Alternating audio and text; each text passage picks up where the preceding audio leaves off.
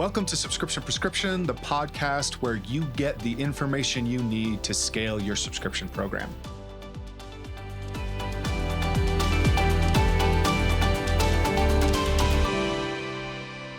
Welcome everyone to another episode of Subscription Prescription. I'm your host, Matt Holman. This is the podcast where we dive into everything you need to create a strong and powerful subscription brand.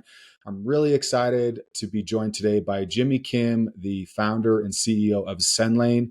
Jimmy, thanks for coming on the pod, man. Hey, Matt, how are you? I'm doing great, man. We were just talking about the weather. Jimmy, you recently moved to Austin, isn't that right?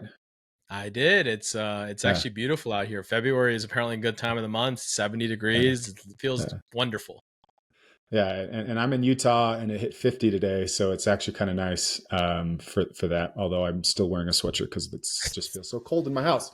But so for those of you who aren't familiar with Jimmy, Jimmy's very active on LinkedIn and Twitter. I highly recommend giving him a follow if you're not familiar with his content.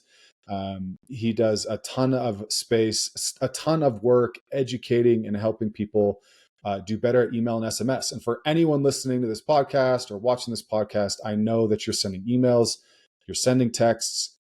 There's some things you probably have questions on. So I'm really excited to dive into this just because it's such an integral part of any successful business. And within subscriptions, there are some interesting points we can dive into specifically as well. So with that, all that being said, Jimmy, I'd love to hear just introducing yourself a little bit more to the audience, a little bit more about your background. Like what were you doing before Sendlane? A little bit more about that. Sure. No, not a problem. I'll kind of start off from the beginning of how I began Sendlane and where it all started for me. So in my first life, I started my life in car sales, actually.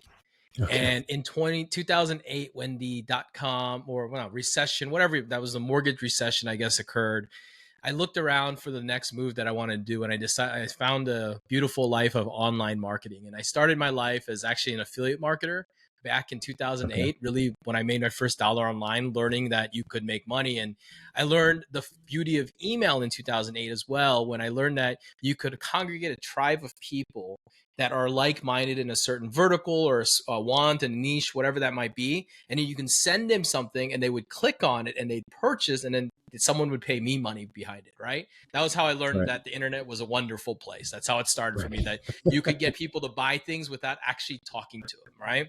So, and so that led me to work at a company where I learned a lot of this stuff, and eventually led me to starting my own company, my first company. And my first company was, it's funny, I always joke about this, but I started off doing my affiliate marketing, making money doing it. But then naturally, like everyone goes, I started teaching it because I realized, hey, there's actually more money if I go teach it, and I can continue to do it myself and be a practitioner. Well, through that journey, what occurred was that a friend of mine actually had a purchase order from a brand that wanted to buy his clothes, and he needed $50,000. And he called me up one day and he was like, hey, can I borrow $50,000? Here's what so I said, sure, why not? Like, he's a good friend of mine. I'll let him borrow it. Well, I went back a couple months later because, this collection had dropped. He was getting his money back together. And I walked into a store. It was a men's streetwear clothing company. It was a boutique. We sold other people's stuff. They had just started their own personal brand of product. And it was a retail storefront. I walked in and I was like, hey, man, like, this is really cool. Looks awesome. Like, how are you guys doing online? And he looked at me and he was like, online? Like, we don't do anything. And so I kind of said, you know what? Instead of giving me my money back with a little interest that you're going to pay me back, let me invest it into a company, become a partner. You're not doing that much revenue today. Like, let me go there and let me own the whole online thing. So 2013, we jumped online, started doing it, and fast forward over the next 4 years, which was a really wonderful journey. But we went from this storefront to a 10,000 square foot warehouse, went from a predominantly retail storefront to almost no retail to completely direct to consumer, cut and sew, 100% of our own product and manufacturing, and no longer selling boutique products from other people, right? So we converted, and we were actually one of the first Shopify Plus stores in 2014. So we kind of went through it, this transition. And during that entire time, the thing that I used, just like I knew in the back end, was email as one of my primary drivers for not just this business, but every one of my businesses. And at that time, it was one of those fun stories, man. 3 of us sitting around at a conference and complaining about our ESP. I mean, we hear this story even today, complaining about our ESP and how they don't get it. They don't understand. They charge me too much money. Literally the same things you might hear today. And we felt that pressure. And we looked at each other and said, guys, we're all smart enough. Why don't we just put money in? We can build this thing. Of course we can. If they can do it, we can do it. Like, naive, good, naive Famous entrepreneur. last words. Famous last Yeah, words. They could do it. always. We could do it. Always. And we did the same thing. And so we put some money in, and believe it or not, we got things stood up in that year. The later that year, when these things started standing up, it was an ugly application. It was an ugly thing, but it did what it needed to do the way that we wanted to do it. And no one could tell us otherwise. And so for the Yeah. next 4 years, we did that with all our products. So it was myself running it for my brand. I was using it for my affiliate company. I was using it for this content creator company. I had started another software. So I was using it for all these things, and it was working. And between the three of us, we actually looked back one day and we're like, wow, we generated a lot of revenue using this tool. And so in 2017, I was looking for my next thing. I got an acquisition offer on my software company on all my assets. I said, sure, let's do it. Like, it was a good offer. I had my brand that I was having creative differences with. And what I mean by that is I was a capitalist. I wanted to step on the gas when we passed $10 million, and he wanted to slow it down because he didn't like it, because he felt it was uncool. He was a designer. Hindsight, Okay. of course, he looks back and says, why did we do that? But of course, that's how life is. Of So course. I Yeah. decided that it was time to go do something else. And I looked around and I said, you know what? We did some really cool stuff with this Sendlane thing, and we should go make this a real business. So I stepped in full time in 2017 and said, I'm going to go build this thing. Now, I didn't go and say, I'm going to go build an ESP, though. And it even goes down to my original tech way back when I was raising my seed round. What I saw a bigger problem that I wanted to solve. And the problem that I wanted to solve was the technical stack problem. And what I mean by that is, in 2016, I still remember, and it started with this one app, and you probably get this map, a $4.99 app. It was like a back in stock app or something stupid. I can't even remember what the app actually was. But I couldn't cancel it. I couldn't use it. I couldn't log in. I didn't know what to do with it. I couldn't get rid of it. And it just drove me nuts. And I looked at that and said, you know what? Like, why do we pay for all these things that I believe wholeheartedly an ESP or like the main platform, your marketing platform, should own? So my journey started with, okay, look, I know that email is going to be important, so we need to build the best email product. Obviously, Klaviyo was coming up, and Klaviyo was kind of setting the bar of what people needed. And, a lot of the things that we Right. thought about were already there, but like they also thought about it differently. So it allowed us to kind of build. So I would say it's from 2018 to 2021, I put my head down and just built an ESP. That was the whole goal. Ground up. We already had this deliverability infrastructure already built out. So that was the easiest part for us. We had to go rebuild an app with user experience in mind, and, all these integrations and different things that I needed to put into place. And then we finally got that launched in 2021, raised some money in 2021, which allowed us to continue pushing. 2022 with SMS, 2023 with reviews, and Reviews, 2024, as I recently announced, we've got our form survey quizzes coming out here shortly, our reporting analytics Oh, wow. insights coming out. We've got push notifications, WhatsApp coming out, and then we're ending this year with a customer service motion. And what we're Okay. doing is we're tying to end-to-end customer experience, because that's what I believe modern day marketing really needs. And Right. so then next year we'll tie into loyalty and more CDP functions. And really the biggest thing I'm trying to solve, and your listeners are subscription people, so you'll understand what I'm trying to build. I'm trying to understand lifecycle attribution, not the whole attribution people. Lifecycle attribution. What does it take to get the first purchase to the repeat purchase? And how do we accelerate that repeat Right. purchase by just 1 or 2 days? And if you can holistically take that number and move it 1 or 2 days, and you compound that over 365, over 3 years, 5 years, it creates massive cash flow for a company. And that's, to me, the best thing that we could do as a MarTech company. Like, how do you truly make and move the needle? And so that's what I'm building towards. I'm building towards this unified front. The goal of the unification is not just because I want to unify and save people money, but because I want to give them the understanding and the insight of the data and what that data could really empower, and the decision making that you could actually have once you can see how it really happens. Not just, Yep. I know I sent Not an just email and a right. conversion happened. You need to know how they interact with support, how loyalty programs they sign up, what kind of reviews they left you, how many times they visit your site. All these little interaction points truly are giving you the real answer to why they're making that repeat purchase. And we know, look, acquisition, you lose most of those people and you got your little retention, right? And if Right. you've got all those little retention people, you need to know how to make that better, because if you can just optimize it by 10%, it changes an entire outcome of revenue that's in It's front so of you funny. right now. Yeah, absolutely. And it's so funny because it just makes me think of all the email marketing people that post online, like, this is all the revenue we drove for this business. But the truth is, you always wonder, like, what's the incremental revenue? What did you do that was different than what they were doing before you came in, right? So you're talking Correct. about understanding an entire life cycle, right? Understanding what actions, what touch points are driving actual revenue, driving better engagement. And I really like that, because within the subscription space, the engagement is the term. Like, yes, there are plenty of brands that are happy to be set and forget, and I'm not disparaging that model at all. Sometimes that is the best way to go. But for a lot of subscription brands, understanding those engagement touch points, what people care about, allows you to show up more, deliver more, and capture more value from people because of that. I really Yeah, like and that. use the things that they're telling you about, the sentiment, their language, their Right. tickets, their reviews, all those are sentiments and Right. they're telling you how they feel and if they're ready and primed for that next purchase or not, or if they're going to be upset about that next purchase, right? We all know, you guys in subscription, especially every month you're shipping them something. That's one more opportunity to make it Yeah. matter if they're not happy and you're not listening. You know what I Absolutely. mean? Absolutely. So let's talk about that too. I'd like to hear more from you on the theory side of like of what brands should or shouldn't be doing. So like, what are some common mistakes you see in the email SMS side of things that brands are making all the time? And I'm sure this could be an entire podcast in and of itself, but what are some things you would say to like to avoid or to please start doing if you're not doing Yeah, already? I'm gonna break that down into two responses. One, Okay. general broad. Two, towards subscriptions, because that's who your Okay. audience is. And I Absolutely. actually have a really strong opinion on this because on the subscription side, because I see Yeah. it and I just know what people are missing out on, at least in my humble opinion. And there's a lot of that. All right, so Right. let's start on the first side of it. Let's start on the most basic thing. The thing that drives me it drives me nuts because I see it and I see how people don't understand their audience. When I talk about that, it's the most boring thing that we're going to talk about, but really understanding their first level intent. Did they not purchase? Did they purchase? Have they purchased more than once, right? Such a simple idea behind it. But what you really quickly realize when you do this exercise and put it into motion is that most of your money on retention marketing comes from your buyers and your repeat buyers, not from your Right. prospects. Because most of your prospects came by, they filled out a form, they were thinking about it, took your 10% off coupon, and then just sit on your list. And once in a while, they'll Right. open that email, firing off the signal. But what most brands do, most agencies do that I see, they congregate, they lump them all together into something called, they call 90-day engaged, and then they blast it. And it drives me crazy because I have no insight and understanding what they're actually doing, who the audience is behind you.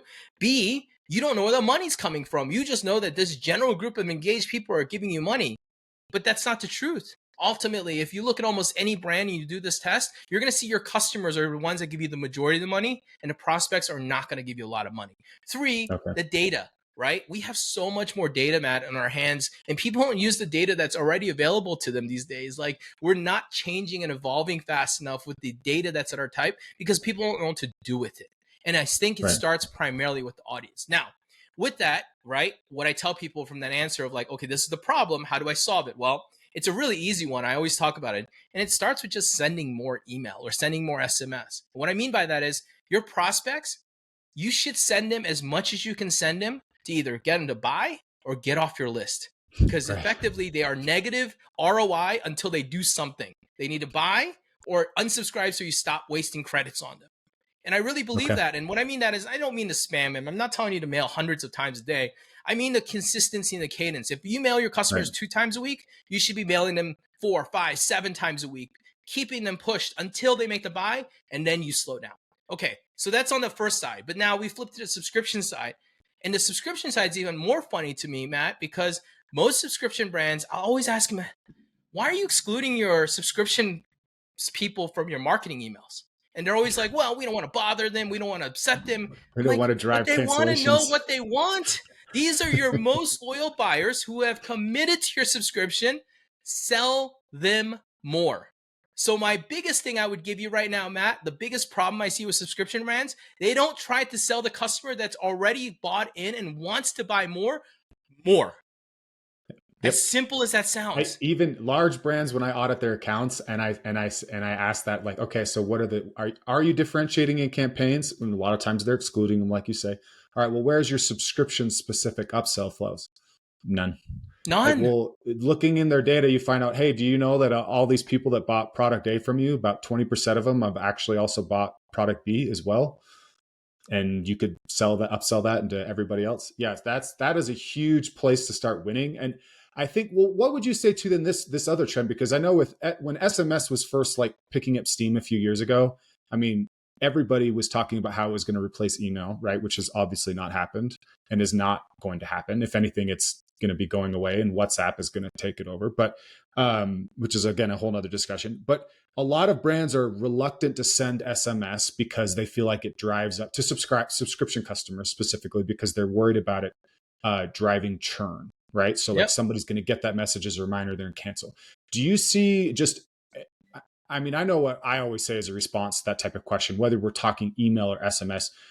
What's your response to that? The idea of like whether you're going to send something or not send something because somebody's now going to get reminded and they're going to go cancel on you. Well, I mean, I'm in B2B SaaS, so it's probably even more for us that we think about this every day of churn, right? Look, Right. it starts with a simple thing. Happy products, people want their good. I mean, if they're good products, you're going to have happy customers. They're going to continue to want them. If you're afraid that they're going to churn, you probably have a core product problem before you even get to anything where they're not even consuming it. It's not relevant, whatever it may be. In my humble opinion, letting them know and giving them the option to upsell or upgrade or change that subscription is actually a great customer experience. And if you want someone to stay long term, the better you communicate with them, the more they're going to trust you. And the more they Right. trust you, the more they're willing to spend money with you. And I think that that's something that people don't think about. They think, oh, I might lose these subscribers. Yes, you're going to lose a couple of them, 100%. But you're probably going to gain more than you will lose if you continue to push and sell on them and try to upsell their subscription, get them to go forward, right? These are the most Yep. loyal customers. You want to continue pushing on them because they're going to continue buying as long as they're Right. delivering a good product or service. Yeah, and as an example that I think it was Mark Ritz we had on here from Carnivore Snacks. He was just saying just a simple way. I believe this was him was saying a simple way that he was personalizing was they were copying a lot of their messages that they were sending to one time, and then for subscribers just changing them enough to say, you know, dear loyal subscriber, or we know you're a subscriber. It's like just Yeah. putting that much personalization to differentiate it. But I do think this idea of you mentioned with the how you're dealing with prospects, right? The idea that you want to push on them to either get them to buy or to unsubscribe quickly.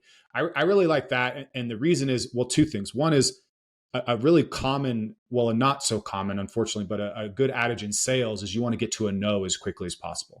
Correct. You don't want to waste people's time or waste your time. You want to get them to tell you no, no, no. If it's no, okay, I'm going to move on to the next prospect. But the other part is like within subscriptions, we should be looking for our best customer, right? So if you're talking about building an experience where you are afraid about notifying or engaging, you're actually missing out on the huge opportunity that exists for subscription brands that approach it from an engagement standpoint.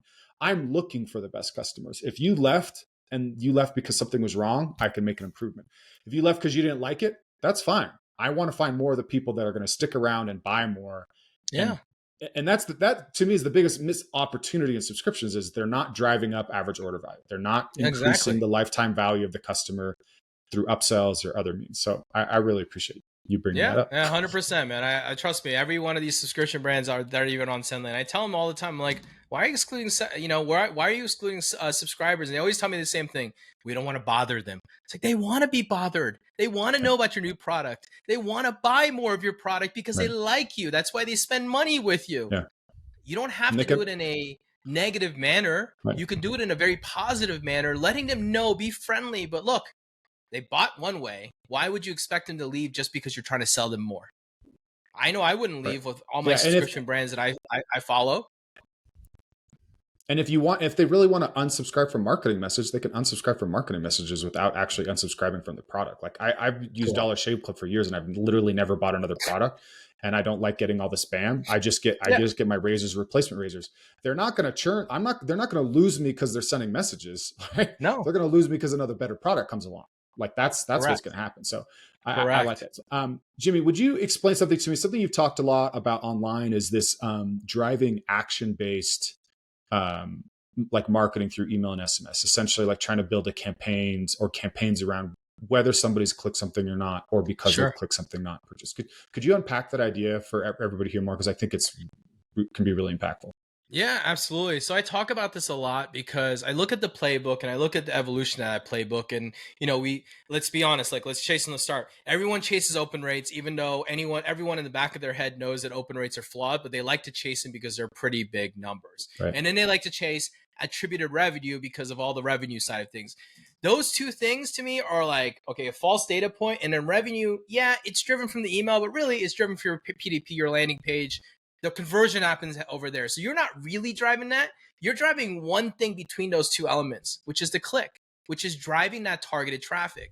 And I think if you snap back and look at email and you realize that email is, you were able to collect a group of people who are very hot, warm, and engaged, who are interested in your brand. You're able to take the data that you have on them and select a pluck of audience. And now it's your turn to send them an advertisement. And when you're sending an advertisement, nothing matters unless one thing happens, which is to click, right? So that's like the early foundation of this. Now, where I started to think about this, and I started to work with brands on this, was really quickly like, okay, let's talk about that click. Where did that click go to, right? Understanding the click and then sending more based on that click, right? We know 1, 2, 3, 4% of your audience is actually clicking on something. So you have a small sample size to the actual big part of the list often. And those sample sizes will tell you some type of trend around what people are interested in, what people are looking for. So I'll give you an example. I had this bracelet company. I'm actually wearing one of theirs. It's called Braxley's, and I was helping them out in the company, and they had these bracelet things, and then they sell these like belts and then these like hip bags and all sorts of things, right?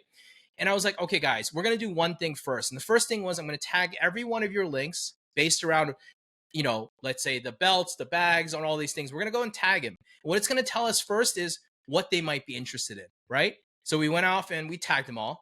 And quickly we learned that two things: they were more interested in how to use it and how to contact customer service than they were the product or the hero message, right? Quickly So that all within one email? Was that all within email? Yeah, we would put it all, the main hero and everything, and yeah. then down at the bottom we would be tagging on some of the other links. But we quickly figured out most of the clicks were coming to how to use it and how customer service was. Nothing to do with the actual hero message. So what did we do? We flipped it. We made a whole email about how to use the product, and boom, conversions went up because we're now hearing relevance. So now you take that one step further. We've got some really cool tools in the world, right?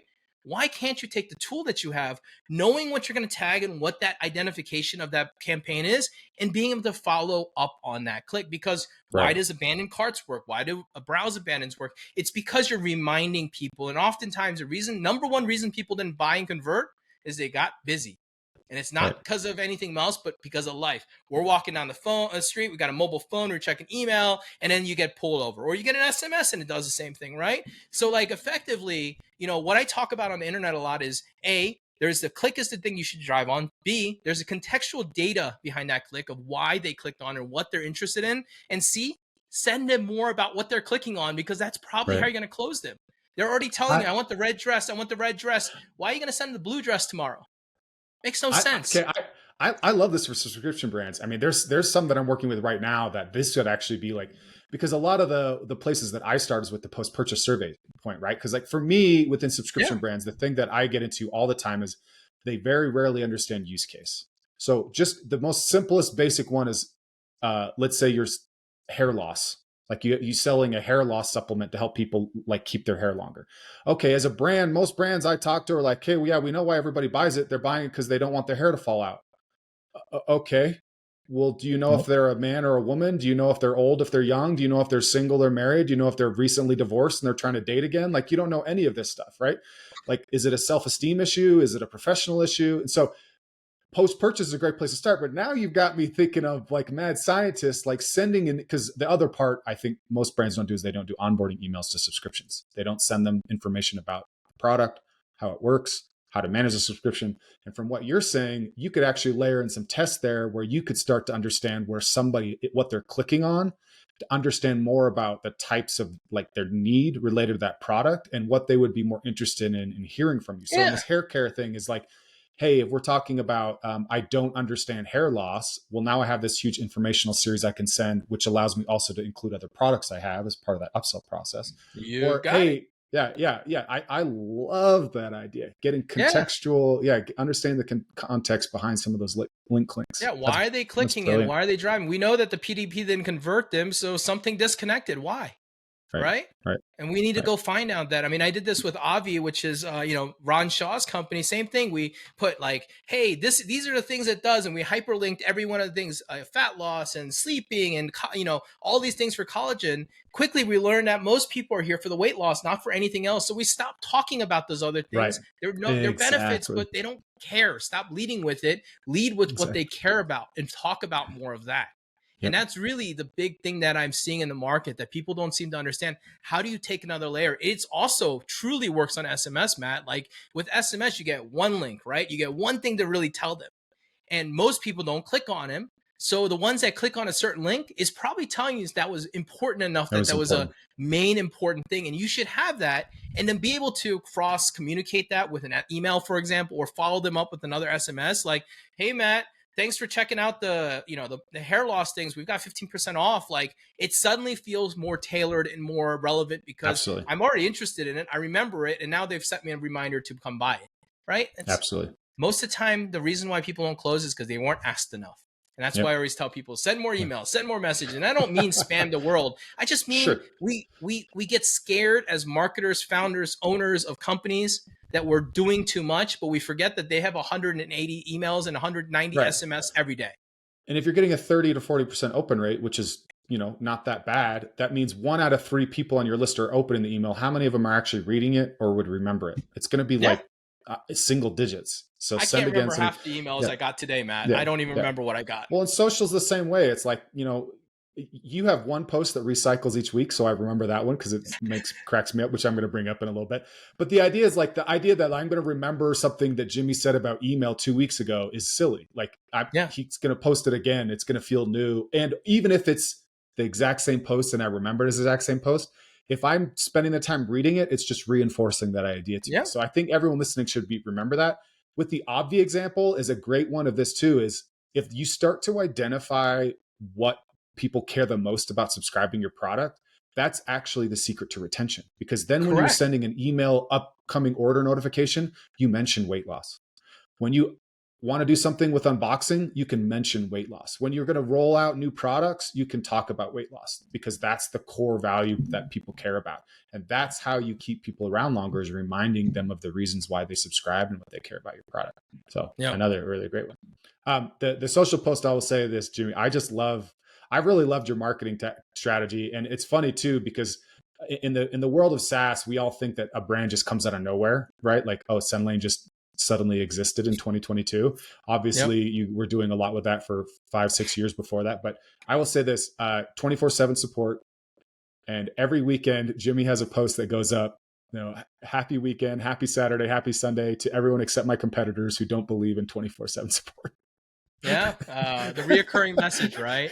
It's Yeah. the display billboard, I call it, and it started. Yeah. I joke about it. I started that thing as a joke, and then just like I noticed how people latched onto it and they started to listen to it, and some of them would Yep. take off, and I was like, you know what? Let's make it a thing, and let's make it the calling card out there, and it works very Yeah. much so. And it's really just it's my principle, man. Like not Yeah. just this business, but every one of my businesses, I've always had 24/7 great support, and I think that it's what makes a business great. Like caring about your customers. That's all people really want at the end of the Right. day. Like, they Right. just want to feel like Absolutely. they're heard and cared for. And if Yeah. you can solve that and remove that pain point out of a user, you've gotten rid of 50% of the reason why people will be angry at you. Absolutely. Absolutely. So, Jimmy, anything else you could think of from an email or SMS standpoint, opportunities, or maybe trends you're seeing coming down the pipe? I mean, I'm Yeah. certainly, anything else you want to share with the audience? Yeah, I mean, obviously, depending on when this comes out, obviously the deliverability thing has happened now. I'm sure you Right. have gotten 1,000 emails from everybody and their mother about this already and seen all the social Right. posts. But hopefully, all the brands have taken care of that. It's all important. And if you haven't, you should probably go look that up and take care of it right away. That's Right. just the DKIM authentication. But more importantly than all of that is going to be the engaged sending. That's the one that I'm really fearful for the world. And remember, I just talked about it earlier with your, what would you be doing? That segmenting is going to be more and more powerful of your audience Right. because you're going to learn that your complainers also are going to be in your prospects, not in your customers, not in your repeat customers, but your worst segment will be your prospects. And that's why it's really important to do good hygiene along the way. And that means to segment out those that are not engaging. Or perfect one, Matt, someone who's opened 17 of my emails in the last 30 days, but never clicked on one. Why? Yeah. Why do you keep Yeah. emailing them? It's not Mhm. resonating. And Right. those are the people who eventually go, you know what? I'm tired of this email I keep opening, spam, and they're kicking spam, Yeah. and that kills you, right? So there's a Yep. lot of that deliverability change going on. I think that's really important. And then the other question you had asked earlier that I think would be really cool was you mentioned email and SMS, and you mentioned like the SMS side of things. And I just had a really, not heated is not the right word, but I had a good conversation with somebody about explaining how SMS works and on the data points and different things. But, in the data points, Matt, last year, one of the cool things I learned was on last click attribution, email still dominated SMS 80 to 20 on a unified product on anyone using both products and Jeez. sending. So last click attribution, Okay. 80 to 20 still. And that told me Wow. something really fast because SMS is a good channel for communication, but I think people have abused it to a place where they're getting ignored already. And the way that it's standing out is really only being in that now in motion. Like most SMS revenue comes through flows, less through campaigns. And what I'm really realizing from that is it probably has a lot to do with the fact that when I'm in a cycle to do something, an SMS isn't bothersome. But when I'm just going down the street and I get an email about red shoes and I get an SMS about red shoes, and I just ignore it because I know I got an email about it. That's probably my Okay. guess. That's kind of my Yeah. guess that I think about. I think it's pretty interesting, but you're right when it comes to SMS and the changes that are occurring and less relevance. And I always laugh, Europe is always ahead of us in that it's been Right. around for a while. And in Europe, they don't even look at their SMS. Have you ever looked at Europeans' SMS box? It's like full of junk. It's full of junk because they Interesting. just gave up on it. Interesting. Okay. Yeah. Yeah. I love that. Again, anybody who's undervaluing email like that. I mean, again, for those of you who are listening, like Jimmy's talking about last click attribution, and we're talking about a blended like marketing funnel. You're sending different messages, emails, SMS, and the last thing that somebody clicked on before driving a sale, 80% of the time, email. So that's really, really useful information. Yep. Jimmy, I really appreciate it, man. For anybody out there who is in e-commerce, obviously you are if you're listening to this podcast, I highly recommend giving him a follow on social. Yo, Jimmy Kim. Please check out Sendlane. I love Jimmy and his company. We've done some fun projects together in the past. I'm going to be doing some more stuff. And as Jimmy knows, I'm always bugging him or somebody he's working with for an interview. So I'm really happy to have you on the show, man. Is there anything else about anybody reaching out, contacting you, or learning more about what you do? No, as you said, you can find me on social, either on X or on LinkedIn. I'm pretty approachable. As long as you're not cold pitching me, I'll probably respond to you. And I do check my DMs and I want to be helpful. Yeah. So please reach out if you've got any questions, regardless if you're about Sendlane. I'm always happy to help because I've got operator experience behind me. I would 100% echo that. I think, Jimmy, you're one of the approachable people in the business, and it's hard to tell how big your company is because you're still so accessible. So, but I know Sendlane's has been really successful and is continuing to grow. And again, I know a lot of the people over there that your team. So you guys are doing a great job. So again, thanks for coming on the show. Yeah. For everybody tuning in. Yeah. For everybody tuning in, please stay tuned for next week's dose. And again, thank you for listening to Subscription Prescription. That's it for today. Thank you for tuning in. Please subscribe so that you can get notified when new episodes come out each week on Tuesdays.